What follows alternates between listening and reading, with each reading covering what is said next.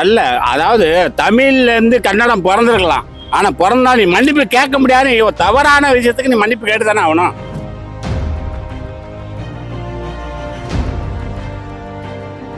எந்த மொழியிலேருந்து உருவானா என்ன? இப்போ சான்ஸ்கிரிட்லேருந்து தான் ஹிந்தி உருவானுச்சுன்னாங்க. அதனால ஹிந்தியை வந்து யாருமே இது பண்ண போகிறதில்ல.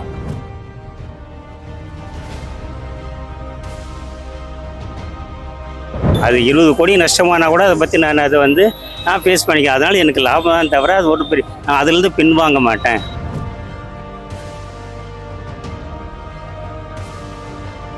இப்போ இந்தியா பாகிஸ்தான் வார் வந்தபோது கூட அங்கே வந்து வாட்டர் கொடுக்க மாட்டேன்னு சொல்கிறது வந்து இது தீவிரவாதிகளுக்காக நம்ம இது பண்ண மாட்டோம்னு சொல்கிறோம்.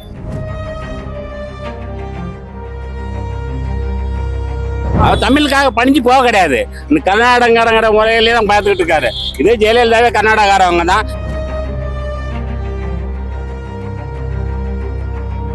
டிஎம்கேவே கொஞ்சம் பேசியிருக்கலாம், அவங்களும் பண்ணலை.